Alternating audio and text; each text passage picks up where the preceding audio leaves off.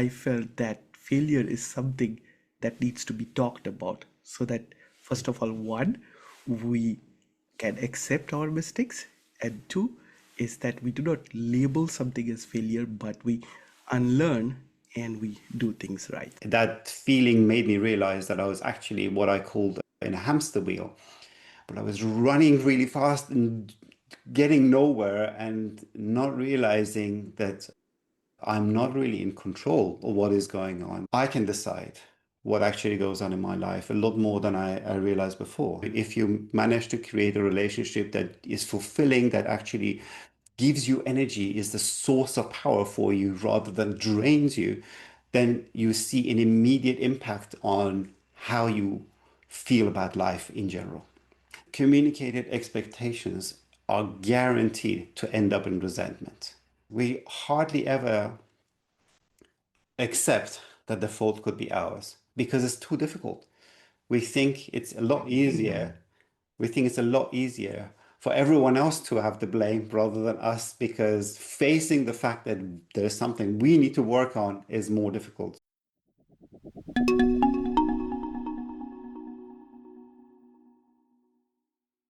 Hello, everyone, and welcome to another episode of Stories and Stanza. And today I have a very special guest with me from Germany, Puya Delavar. He's a relationship coach, and I look forward to exploring what he does and how he works with people. Hi, Puya, welcome to Stories and Stanza. Hi, thank you, Oprah. Thank you. It's great to be here. I look forward to hear from you some of your ideas, and I've been following you on your LinkedIn page, which is really good, really interesting, and very simple, if I may say. That a lot of times when I follow an influencer and I see that the concepts that they are talking about, it either goes round and round in circles, and there's kind of no clear message for someone to follow. So, first of all, I really like how you share the ideas on LinkedIn. And to all our listeners, we will have Pua's link in the episode description. So, please make sure that you follow him, see what he talks about if you're interested. So, for our audience, can I request you to tell us a little bit about yourself? Yeah, absolutely, Oprah. Great. Thank you very much. That's very kind of you. I try to keep it as simple as I can because it really comes from personal emotions and experience. And I think the overcomplicated things that doesn't really bring anything. So, my name is Puya Delavar. I'm a relationship coach, and yes, I do currently live in Germany, but my business is based in the UK, so I have connections from different parts of the world. So, what I actually do is I help men specifically who are interested in improving their relationship, and I typically work with people who've typically hit a crisis. So they realize that if they don't do anything, if they don't make any changes, the relationship ends in either divorce or separation, and they want to avoid that. They want to keep the family unit together. That's important for them. And I help them with my program, which has three main phases, and I'll talk about that later. But the main goal is to educate ourselves, to understand ourselves better, in order for us to see how we can be more, let's say, how we can bring value to the family unit as a father, as a husband, in order for us to then take back from the relationship so that we can get a relationship that actually is thriving rather than one that is just surviving. That's wonderful. And first of all, thank you for doing that, because I think that knowledge, that insight that you are trying to help people with is very much needed in today's world. Because I have done a few episodes which are on the similar lines, that is, I have spoken with relationship coaches, and I get requests from people as to what did they share, what was the cracks of the relationship, because I see a lot of strains in modern relationships. And Mm. before I get into deeper into the subject, the mandatory sort of question that I ask all my guests is that this section of the podcast. We call this Fail With Me. And I chose this title, Fail With Me, because at some stage, both me and my wife, we were going through a very difficult phase. And when we came out of it, I felt that failure is something that needs to be talked about. So that, first of all, one, we can accept our mistakes, and two, is that we do not label something as failure, but we unlearn and we do things right. So that was the context behind Fail With Me. And over time, it has grown quite a bit in the podcast. So the first thing I'd like to hear from you, as in, and we have connected before on this. So how does that theme, the title, speak to you? And can you share anything from your experience that, you know, took you on this path?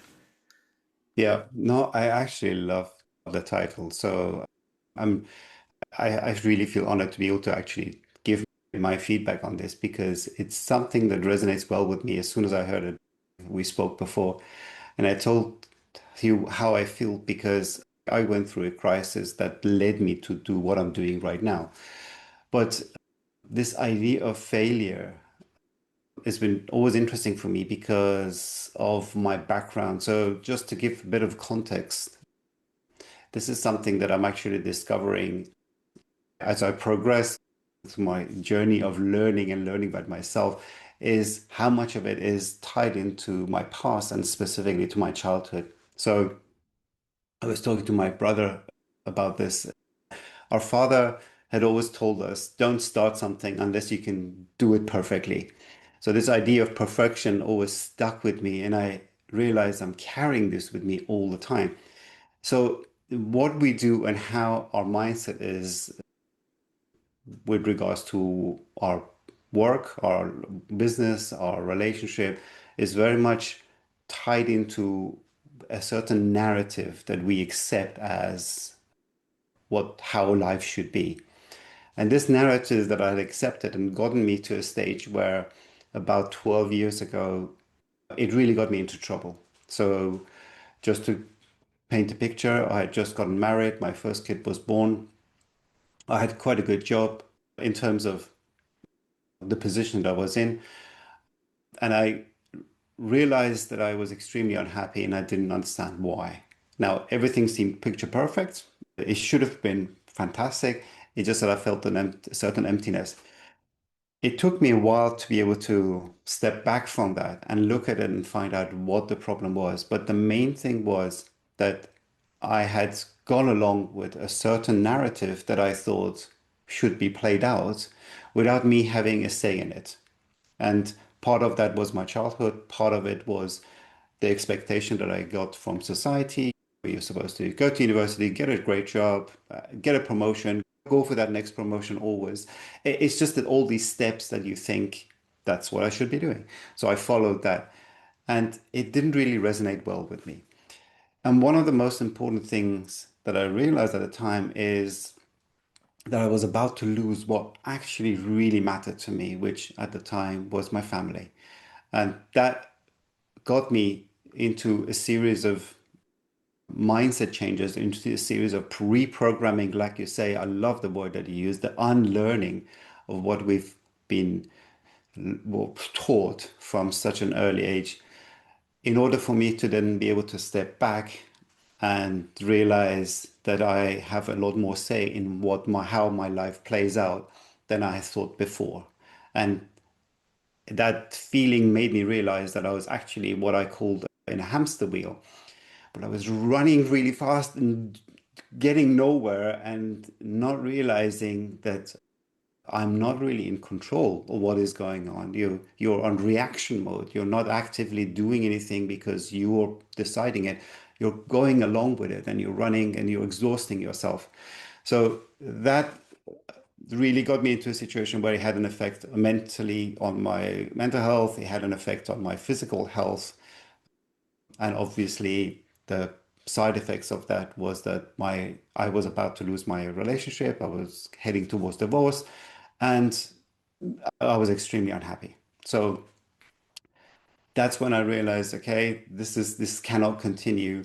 And when you and I talked about failing, that resonated well with me because I realized I am definitely failing at that stage, even though it didn't make sense.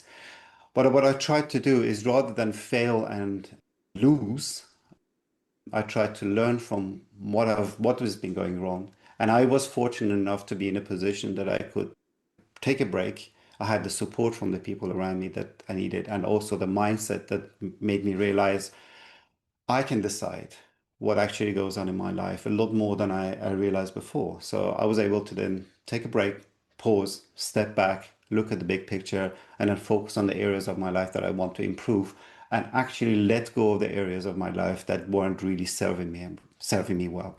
So in that sense, that failing did a certain amount of damage, but luckily not a long-term damage for me to not be able to recover from. Thank you for sharing that. And the reason why I ask all my guests, in depending on what series we are talking about, this question raise it in sort of every conversation. And the reason for that is every person has a slightly different take of this. And I think that wisdom enriches the context of this podcast. It that makes it what it is today. So first of all, thank you for sharing that knowledge. Now, let us get more into your area of expertise and what you work on. And for our listeners, could you share first, just tell us about what you do and how you approach that, and then we will unpack that throughout the conversation. Yeah, absolutely, Aurora. Thank you. It's interesting because it wasn't actually an area that I expected to go into. It life led me there, which I'm glad that it did because I feel very fulfilled with what I do, and I think it's helping people in a way that does have a very long-term positive influence and impact. I actually have 22 years of business relationship management behind me. So this is an area that I was in. I was in a number of different industries, including finance, including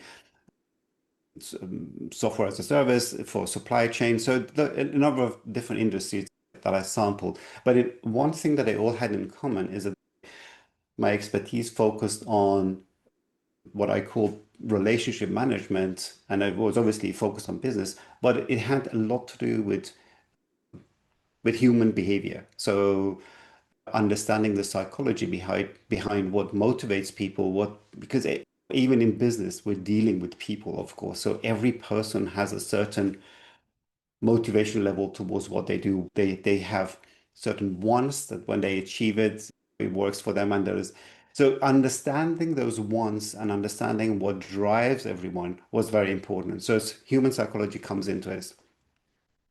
And just the background to why I got into a relationship, I mentioned earlier that I actually got into a situation where I almost lost my family. And it's coming from a broken family myself. My parents separated, and from around age of 12, I didn't have a father figure, which had an impact on me, of course, and made me realize that I want to make sure that I try to keep my own family together. So that was important for me. So when I got to this crisis, I decided to step back and have a look at it and consciously, with intention, try to look into what I need to do to make the marriage, to make the relationship work. And that's when I realized how little I really knew about how to make a relationship work. And at the time, I thought that I've been through a number of relationships in the past, and it just feels like this is an area that I'm successful at.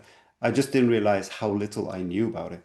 So I started researching. I read a number of books and spoke to experts and listened to podcasts. So anyway, I educated myself, which I'm glad I did. So I ended up saving my marriage, which I'm very happy about. And my second child was born, and obviously we're still together. But what was interesting is because I noticed that we're poorly equipped to enter such a big endeavor like a long-term relationship or marriage, this learning process made me want to help others. So I told my friends and colleagues about what I've learned, and they actually came to me and said, "That's wonderful, Puya, because we're going through a difficult situation ourselves. Can you please help us? So a number of my friends came to me and I did help them out and with very positive results, I have to say. So, and I realized what a difference that makes. So when I look at my life, my broken family, my siblings and I definitely suffered from a lack of this healthy family unit. And now, if I manage to help someone keep that family unit, I'm not only helping that individual, I'm also helping the partner, I'm also helping the children and the children of the children. Because when I looked into the statistics, when we come from a broken family, when our parents are divorced, the children have a 50% higher chance of getting divorced from their own marriages. So it definitely has an impact on an intergenerational level. And that the reason for that is because if you were to see those dynamics from in your childhood, you take those as the normal. You see a certain behavior from your parents that you think is acceptable. So if there's a behavior from your parents that shows disconnection or shows that they haven't put enough effort, you think that's okay. And then you almost subconsciously expect that from your own partner, or you actually behave like this with your partner. So it's really important to, as you again nicely put it, unlearn all of this and learn a number of skills that actually serve you well. And when I say we go into marriage very poorly equipped, is because in one way or another, we've been taught, whether it's from our own childhood or from previous relationships that we've carrying the baggages with us to current relationship, or from what we see around us from society or what we've been taught. In any case, we've been taught a series of expectation or lessons that don't serve us well, and we carry those into our relationship, which don't really result in the best possible way for us to be able to create that connection with our partner. So I was able to unlearn all of this and learn how to communicate with my partner, learn what it really means for me to understand myself, so that when I get into a situation where I might typically snap because of a problem, for me to understand what is the root cause of that. And also, if my wife is in a situation where she reacts in a way that I don't typically understand, for me to take off the layers and find out the root cause of what those are. And this is an area that I specialize in now, to really dig down, understand the root cause of what makes a certain behavior come out in the way it does. And as a result, create a connection between two people that is so strong that I've had clients that come to me and said, I've never been in a better situation in my relationship. I didn't even think it was possible. So we're missing out. We're missing out on this fantastic opportunity to really enjoy life. And I say life because I believe that the quality of our life really depends so much with, resonates very well with the quality of our relationship. So the better our relationship, the better we feel about life. And that impacts every aspect of our life, not only our partnership with in the marriage or but also the way we are with our children, the way we are in business. So in that sense, it really is life-changing if you manage to create a relationship that is fulfilling, that actually gives you energy, is the source of power for you rather than drains you, then you see an immediate impact on how you feel about life in general. Now, it's a bit of a long-winded background, but I hope that answers your question. Okay. No, it certainly does. And I think this is a very interesting aspect of behavioral science, that we behave in a way we feel our emotions, and we feel our emotions in certain ways because we think in certain ways, which is where all that conditioning, all that past comes into play. Oh, And I then, lost you. can you hear me? Hello. I can't hear you. Maybe I'm it's... here, I'm here. Oh, you're back. Okay. Yes. ah, ah. Yeah, so I was saying that I think it's in one of the discussions I came across this, that in behavioral science, it Yeah. says that we behave in a way depending on how we feel. And how we feel is based on how we think. So that Yeah. goes back to the wiring we have inside. That some of it comes from our previous generations, some of this comes from the practices that we follow, and then in that process we miss out something that is really beautiful. And I get some of these questions myself as well, like my relationship is strained, what do I do? Or I'm really angry, what do I do? So, and I always share like kind of relevant discussions that I've had in the podcast, because it is such a wealth of knowledge. So, Mm. what do we hear from you, as in, what do you think some of the key problems are which is holding us back? I think you mentioned one of them is that conditioning that comes from parents. It's one of them is incomplete families, then that kind of cascades onto the next generation, the generational trauma.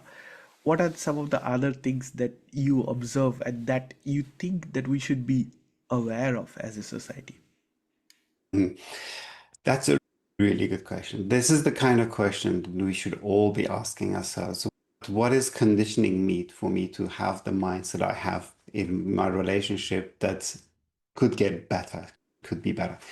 So when we think about our relationship, a lot of us, okay, let's go back to the very first step. The very first relationship we have after we're born is those with our parents.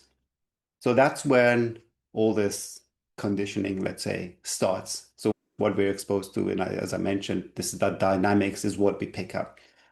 But in addition to that, that obviously then forms what we expect from our partner in our first relationships. Now, some of us have had other relationships and then we end those and we go into the next one. What what actually happens is that we enter a relationship with a list of expectations. You go into a relationship, expect your wife to be faithful. That's an expectation. Typically, we don't communicate it because it's just so common sense. But it's important to note that it's an expectation. Some of them are common sense, like we expect the partner to stay faithful. But a lot of the expectations might be common sense to us, but needs to be communicated. And that's an aspect that we don't do very well. That's the part that we need to get better at. So if anyone's entering a new relationship, I always say, have a discussion together. Put everything on the table just so that your partners are fully aware where they stand with you and where they can stand, where you stand with them. Now, this communication technically should be carried on through the relationship. You should always try to make sure that you don't have an expectation that isn't communicated, because uncommunicated expectations are guaranteed to end up in resentment, especially in later years. So I might enter a relationship expecting my wife to be a certain way, and if I don't communicate that with her, the longer that doesn't happen, that the longer that expectation isn't met, the more it turns into a resentment. And I carry that resentment with me throughout the relationship, and it will have side effects. So I might think, it doesn't matter, but it does, because it changes my behavior. So what I said earlier about taking the layers of the issues that we have in our relationship is a way for us to understand what happens is we find that the root cause, and a lot of the times the root causes are these expectations that we've had that we haven't communicated. So, in addition to just being aware that we have a certain conditioning that we might not be aware of, we should also be aware that we carry baggages with us and we have a long list of expectations that we have from our partner that when they're not met, they end up in resentment. And just that knowledge makes you realize, oh, maybe I should then talk to my partner. So just let me tell her or if tell him, this is what I want. What about you? Let me just tell you what I feel, and this in these situations I feel this way, and then have that open and honest communication. When you don't do that, when these expectations turn to resentment, it's more difficult to have that open and honest communication. It ends up in a fight. So it ends up in a battle because you feel as if you're already on defensive mode. You feel already that certain need isn't met. And when you enter into a discussion, it comes out in the wrong way. So it feels more as if you've got a guard up because you expect that person to send you an accusation. Actually, you're the one who sends an accusation, say, you do this and you do that.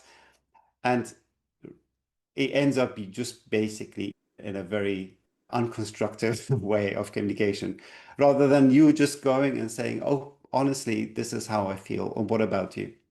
So I would say just be mindful of the fact that there is a certain level of influence that you've had from previous relationships or even relationship with your parents and media, and also be aware that you might subconsciously be sabotaging your own relationship just because you haven't looked inside and see what the expectations that you have from your partner exist, and the fact that you haven't communicated them. So that's the other thing that I would recommend everyone to do. That's very true, very real. And in today's world, we unpacked a little bit of the past, but there's another thing that I feel is troubling a lot of people in relationships is, and this is again one of my favorite areas to talk about in this podcast, is emotional intelligence. And I will tell you Yeah, how I see this linking to this theme is that a lot of times we think our ego as our awareness, but they are yeah, very different things. And because of that, we fail to understand our roles, and the gender roles are constantly changing, evolving. So there is that lack of knowledge, I feel, and then I see people blaming it on the other instead of harnessing that truth, that self awareness within them, which leads to a lot of problems. And whoever comes to me and asks me any kind of questions, and I say that the only thing that you can truly build on is your awareness. The moment you yeah, sort that out, everything else will fall into place like missing blocks of jigsaw puzzle. And yeah. you have written a fair bit about identity and awareness, so I want to hear from you. As what's your take on this? What's your observation around this? That no, that's also another good question. So we typically, well, we humans, I would say, we all love stories. It's something that just is part of us. We've loved stories since the dawn of time. We and the most interesting story that, or rather, the most important story that affects us is our own story. We have our own story. And part of what I said about us taking these baggages into a relationship, that's also part of our story. So understanding your story is very important. And this is what you're talking about as self-awareness. We have the sense of identity. Who are we? What do we want? All of those is a sense of identity. And that's no, not probably, definitely the most important step that I work with people for them to understand themselves in order for them to be able to reach a situation, especially when we interact with someone else. If you don't understand yourself, you don't understand why you behave a certain way at a certain time, or why you say a certain thing, or why you have these needs that you might not even be aware of, but they have an influence on your behavior. So self-awareness is is extremely important in order for us to be in a constructive relationship. Now, when I say relationship in this case, it's not necessarily a romantic relationship.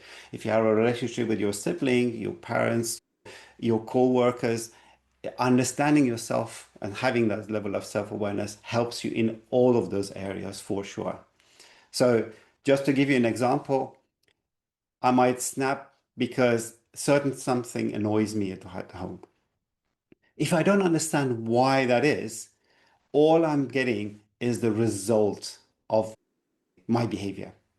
Now, that result could create more problems for me. So I end up suffering because of a certain behavior that I don't even know why it exists. So if I understand myself, then I say, okay, well, this thing triggers me. And if I'm aware of it, I can consciously work with it. So again, it puts you on the driving seat rather than you just constantly just reacting to whatever's happening. You're more aware of why it's happening. So again, basing everything on what you said, that level of self-awareness allows you to be able to take a break, step back, have a look as why something is happening the way it is. And that's basically what I had to do the 12 years ago, where I was able to have a look and say, okay, well, I'm suffering as a result of it. Everything's happening. It doesn't make any sense. Let me understand myself better so that I can do something about it. And in relationship, that is huge because a lot of times I mentioned about us getting into a discussion or a situation where it's a conflict, we like to put blames on others. We hardly ever accept that the fault could be ours because it's too difficult. We think it's a lot easier.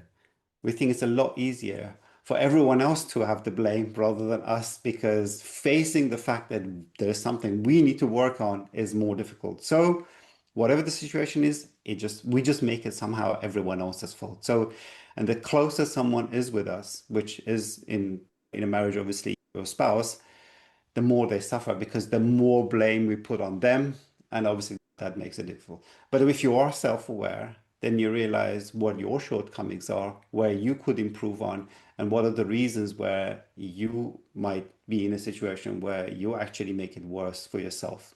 Then good.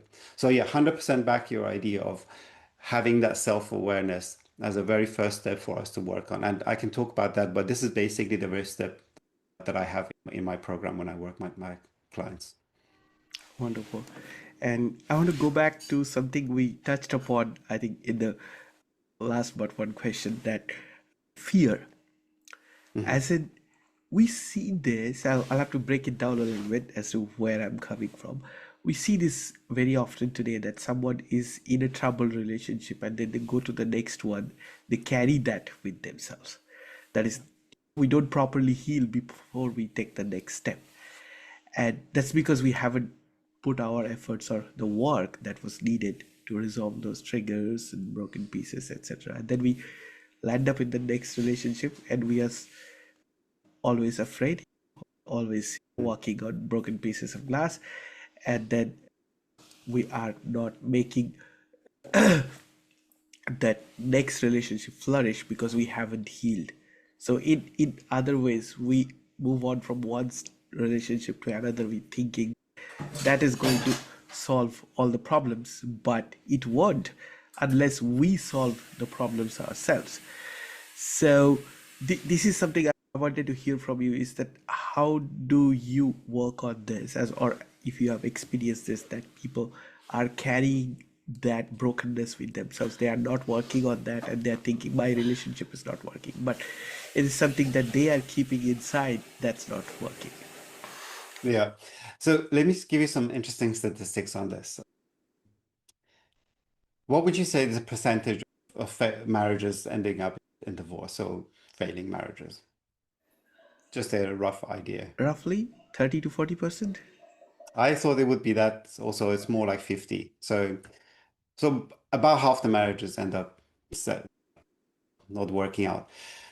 And this is the first marriages. The statistics on second marriages is more like 70%.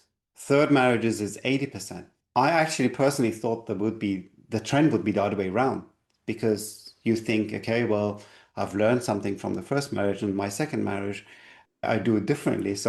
It's more successful. It tends to be the other way around. And that's exactly why, and what you talked about, that brokenness, we carry that brokenness from our first relationship to the next one. And what I talked about earlier about listing those expectations, understanding expectations, that is that plays a huge part here by transferring those expectations from our first relationship to the next one or one relationship to the next.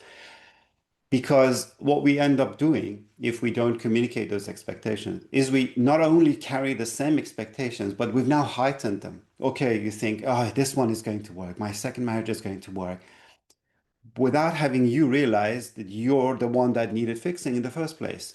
So if you don't do that, you have even more expectations because you think, well, it was her fault. So, this, she did this and this. So this one is going to work because this is a better person.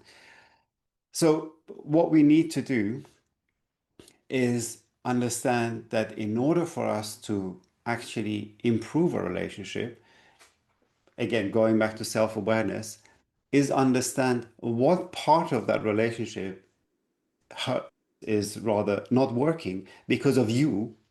So if you fix that, then you've done the best in order to fix the relationship. Now, relationships are it's a very interesting thing because they work like a loop. So what you put in the relationship ends up coming back to you, which then feeds you to be able to behave better. So, that loop can either be a positive one or a negative one. If it's a negative one, you keep feeding resentment back into a relationship, increasing your expectation. Your partner sees that and feels that. Then they become defensive, and that then makes them behave a certain way that isn't so close and connected with you, which then feedback. So what you want to make sure is that you feed your relationship with something that is positive, and looking inside yourself and understanding what changes you need to make to you is that very first step in creating that positive loop. Then you will be guaranteed to see yourself feel better just because you've looked into what you can do differently. Now, I typically have three phases that I go through in my program with my clients. And the very first phase is exactly that, is what I call the analysis phase, where you understand, you map out your relationship, you find out where your weaknesses are, where your strengths are, just so that you have a big picture of what constitutes your relationship from your perspective. Then we fill in the areas that are the weaknesses so that we can we can be in a situation where there are no weak chains, no weak links in the chain for it to break. You're strengthening any area that could potentially be your downfall. So there's pitfalls, and all of that really can only be done if we look inside and understand, okay, what is it about us that is causing those weak links in the relationship? What are the weaknesses that we need to work on? So back to your question, if we if we understand ourselves, then even if we realize that the relationship we're in is not the one for us, because again, I don't necessarily condone you staying in a relationship or a marriage no matter what. I've actually worked with men who've had abusive wives, and not just physically, not just mentally, behaviorally, but also physically. So, and of course, vice versa. There are certain situations where there's nothing you can do to fix it. But if you are in a situation that you have a chance, then I would say it's important for you to be aware of what you can fix. And I've actually have people who've fixed those about themselves.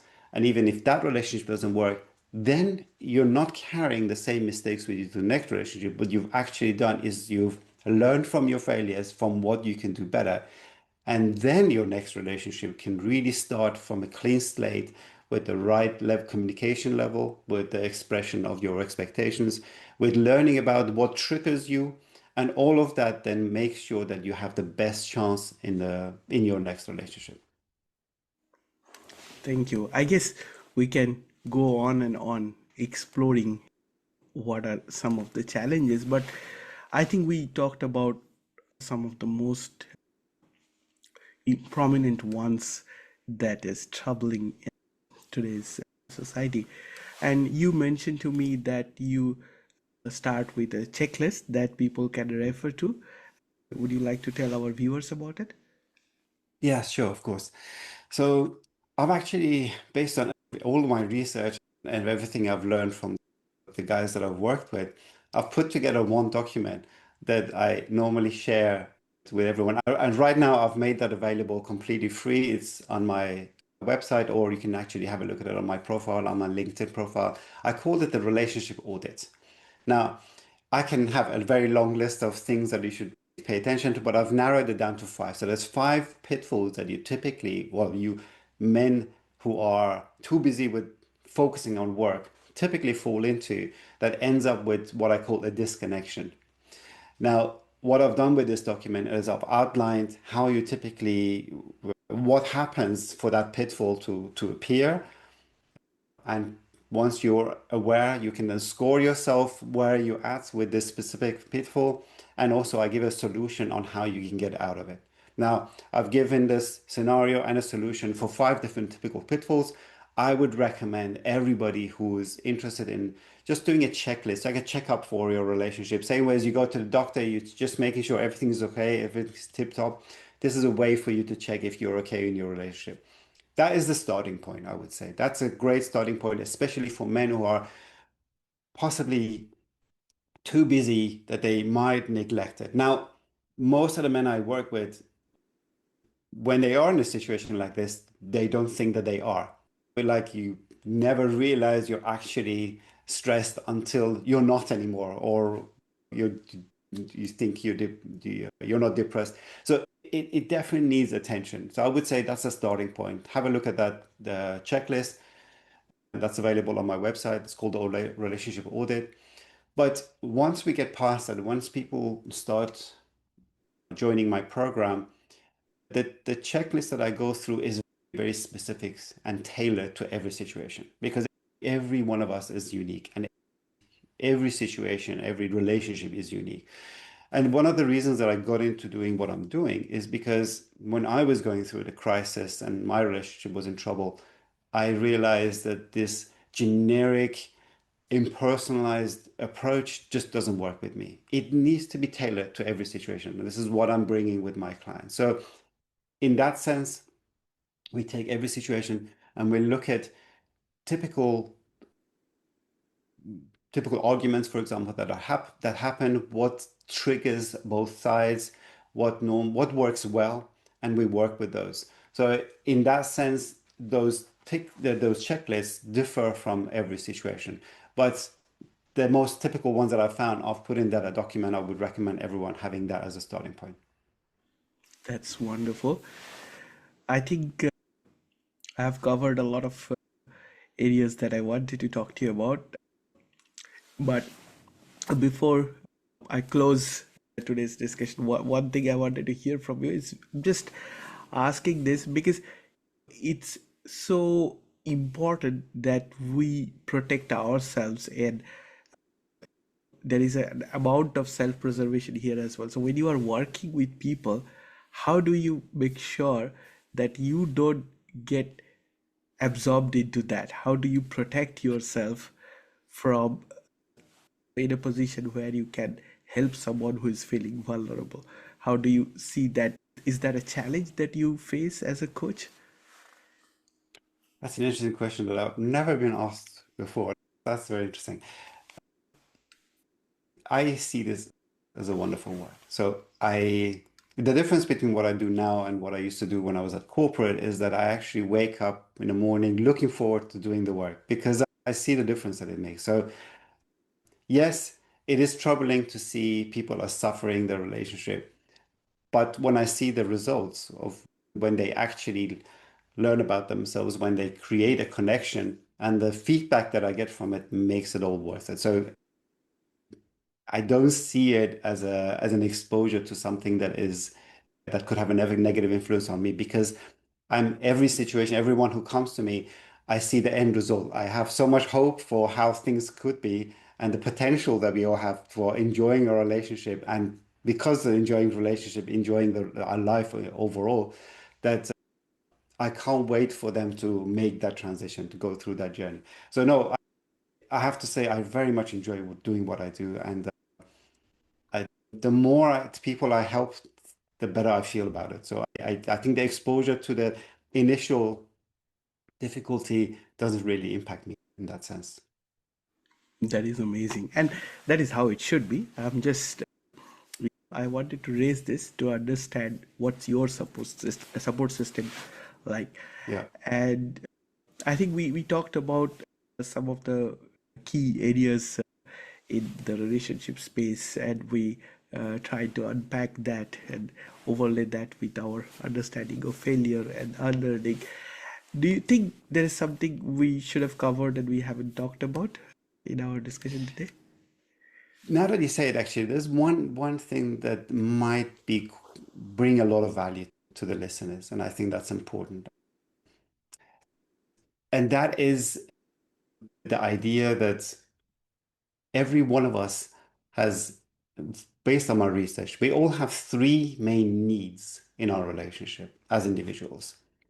And one of the things I work with people is when I talked about taking the layers of an argument just to go to the root cause, that root cause is typically one of those needs that isn't met. So if we still have a few minutes, I'm happy to just Sure, very briefly talk about those needs. Yeah. sure, please go ahead. Yep. Okay, so the three needs are as follows. So the very first need is the need for feeling close. We need to be able to feel close with someone. Now, that could that manifests itself in a number of ways. It could be physical closeness, so physical intimacy, that is definitely a need that we have, but it's not always necessarily in every relationship. But even if the physical intimacy isn't a need, the emotional intimacy is very much needed. Now, the feeling that you can just sit next to someone, that you have this connection between them, even if you don't say anything, that is very important. Now, that's something that connection is typically broken with the people that come to me. They might actually sit next to someone, and that what I call the energy transfer between them isn't going well. They already feel it. They feel uncomfortable. They almost don't want to be there anymore. Now, that is the very first need. If that need isn't met, if any of these three needs isn't met, then we end up in a crisis. Now, it results in an argument, in the way we behave with someone, in the way we talk to someone. So that is the very first need, the need for feeling close with someone. The second need is to feel valued. You want to make sure that you matter to the other person in the relationship. You want to make sure that they feel as if that you're bringing something to the relationship. Now, if you don't feel that, if you feel that your presence doesn't make a difference in the relationship, you can imagine the disconnection that creates. But it's surprising how often people don't feel valued in a relationship. And that's probably because the other person might have taken them for granted. If you don't feel valued, the way you behave with someone is very different. Now, a lot of people have heard about the four typical relationship styles that we have. You have the dependent. I'm not going to go into those, so that that's going to be another discussion altogether. But when you don't feel valued, you almost crave for it, and that immediately impacts your behavior. So it either resonates in you feeling needy, or it feels that resonates in it manifests itself in a way that you just distance yourself because you want to avoid further pain. But if you don't feel valued, that or automatically creates some kind of disconnection. The last one is the feeling of fairness. You want to make sure that everything that you bring to a relationship matters as much to your partner as your partner does to you. So you want to make sure that your priorities are as important to your partner as theirs to you, that your style of, let's say, parenting is feels as important. You want to feel as a peer. You don't want to feel undervalued, not just undervalued, but also that you're being unfairly treated in the relationship. Just to give you an example, if one of the partners comes and says, "Oh, by the way, my parents are coming over the weekend," without even discussing it to you. What this tells is I don't care what you think, I'm making the decisions here. And that automatically brings a gap between that fairness. So in every situation, you want to make sure that you make sure that the other person feels as much as a priority in the relationship as you do for them. So these three needs are extremely important because if they're not met, typically they don't people don't feel it. They don't realize what that need is. A number of other layers goes on top of it, and your behavior changes. So you end up shouting over something trivial, like, I don't know, what the dishwasher was loaded in the wrong way or whatever silly thing. But what I do with people is really go and find out what those needs are. And if that need is understood, then you can communicate that with your partner and also sit with your partner and say, what are your needs that aren't met? And that works wonders to bring a much needed connection where it might completely be lacking. Once you understand yourself better and you understand your partner better, then I would say this is a practice that I would recommend to be done on a regular basis, to be able to open up and even just communicate, not in an accusation manner. So not to go and say, you're not meeting my needs. No, from an angle of self to say, I feel a certain way because this need of mine is not met. And this approach really does wonders. And I would recommend everyone just to be at least aware of it. And if they can, with the right communication level, to bring it to their partner, put it on the table, and also be open to receive from their partner. That is very well explained and very simple as well. But as you said, that sometimes the true cause is kind of hidden under some of the layers, which is what needs unpicking. I think we had a wonderful discussion, and anyone joining us today would be benefited by some of the ideas that we talked about. And of course, I'll have all your links, your LinkedIn and your program details in the episode description. So anyone listening, please follow for more details. Thank you once again, Puya. Thank you, Obrah. It was great to be here.